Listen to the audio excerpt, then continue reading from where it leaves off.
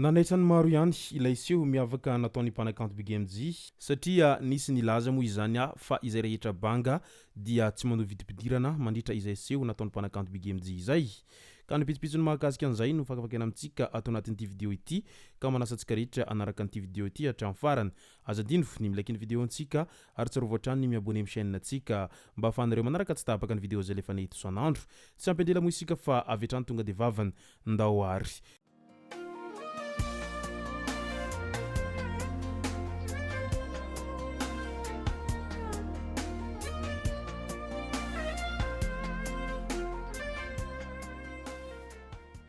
Ny tonga tsy miaraba hono na mantesitra ka dia faly miaraba isika rehetra mpanaraka tsy tapaka an'ity chaîne ity tena ko amin'ity androandroany ity arakan'izay efa natsipiko zay dia ny mahakasika anilay seho miavaka izay nataony mpanakanto BGMG no tena iompanantsika ato anatin'ity vidéo ity fa milohan'izany dia andao aloha resantsika ireto tsara ho fantatra mahakasika ny zavakanto ireto. Maro ireo karazana festival izay nisy tato ato zay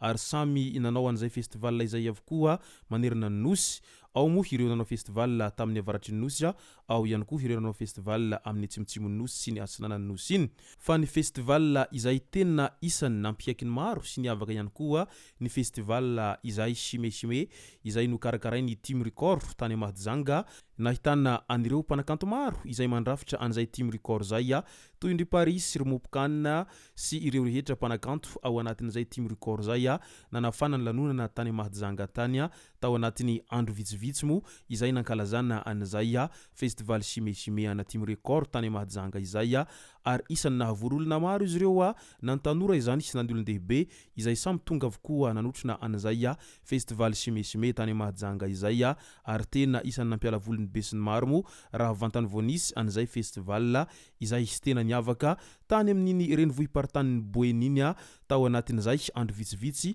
nankalazana an'izay festival chimechime nahitana an'ireo mpanakanto tanora sy ireo mpanakanto efa zokonjokony ary ihany koa ireo mpanakanto izay tena mbola zandry tao anatin'izay fankalazana ny festival chimechime izay hatrany. Tao moa ireo mpanakanto izay mampiasa grand complet ary tao ihany koa ireo mpanakanto izay misehatra amina clé USB izany hoe ny mpanakanto na playback zany mazava ho azy tao anatin'izay fankalazana ny festival izay. Afapo avokoa ireo rehetra tonga nijery sy nanotrona an'izay festival izay satria dia tena nafana ny ambiance ary nafapo tanteraka ny seho izay nasehon'ireo mpanakanto izay tonga nanafana an'izay lanonana tao anatin'izay festival chimechime tany Mahajanga izay. Tsy ambakan'izany nefa ny festival izay nisy tany amin'iny renivohim-paritry ny Sofia iny izay tao Antsohihy tao festival Donabe izay nokarakarainy mpanakanto Daddy Love izay tsy azo vina amintsika moa izany mpanakanto Daddy Love izany satria mpanakanto manana ny lazany ary tena mbola ao anatin'ny lazany tanteraka izany mpanakanto Daddy Love izany efa hatramin'ny ela mandraky teny androany ary mbola tsy lefy laza ary tsy ho lefy laza mihitsy no izany mpanakanto Daddy Love izany raha mbola atsy isan'ny mpanakanto izay azo lazaina fa mahay manao zavatra satria dia tena niavaka sy nilamina ny seho izay nandritra izay festival Donabe tao Antsohihy izay renivohitry ny faritra Sofia iny izay azo lazaina fa tanàna isany milamina sy mahafinaritra ny ao Antsohihy ao amin'izy renivohitry ny faritra ny Sofia amin'izay fankalazana ny festival Donabe izay. Maro ireo mpanakanto izay tonga nanafana an'izay festival Donabe izay tao Antsohihy tao. Isan'izany ny mpanakanto Daddy Love izay vinahitana sy angadina nanana an'izay festival Donabe izay. Tsy ambakan'izany ihany koa ny mpanakanto Lico Kininike izay isany tena nanao seho niavaka ihany koa satria vantany vao maraina ny alohany hanomboana an'izay festival Donabe tao Antsohihy izay dia tonga marobe ireo mpankafy an'izany mpanakanto Lico Kininike izay nanao carnaval niaraka tamin'ny mpanakanto Lico Kininike ary dia nibatabatain'izy ireo nanerana ny tanàna izany mpanakanto Lico Kininike izany ho fanamarian'izy ireo ny fankafizan'izy ireo ny kanto sy ny hirany Lico Kininike izay mo no anton'izay no batabatan'izy ireo an'ity mpanakanto kintana malagasy eo amin'ny sehatry ny Tsapiky ity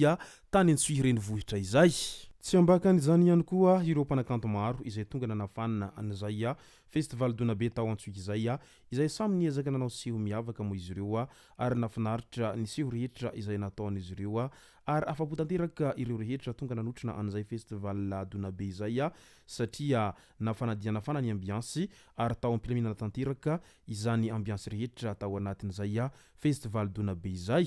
maro moa ireo karazana festival maro samihafa izay nisy tato ato zay ary nahitana an'izany avokoa ireo faritra rehetra izay tsy voatanisa eto avokoa mo ireo karazana festival maro isan-karazany ireo fa dia nilaza samy afapo avokoa ireo rehetra namonjy anireo karazana festival izay hitana nirana nosy tato ato izay na dia teo aza izay karazana festival izay dia isany nanatrano maro ihany koa niseho izay nataon'ny mpanakanto BGMG tato ato zay satria tamin'ny toerana anankiray izay nanaovan'ny fampisehoana dia nilaza moa ny tenany tamin'izany fa tsy mandoa vidibidirana ireo rehetra banga izay tonga hanotrona an'izay seho izay nataony izay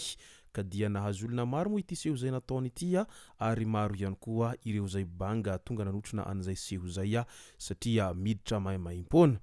tao anatin'izay resaka tontolon'ny zavakanto zay ihany koa mo nanararaotra ny mpanakanto BGMG tao amin'ny pejiny tao nilaza havatra madinidinika ho an'ireo mpanaraka azy tao anatin'izay pejiny zay amin'ilay fanontaniana manao hoe inona no nahatonga ny mpanakanto BGMG rehefa lasa nalazalaza dia lasa maromaro sipa tamin'izany fotoana izany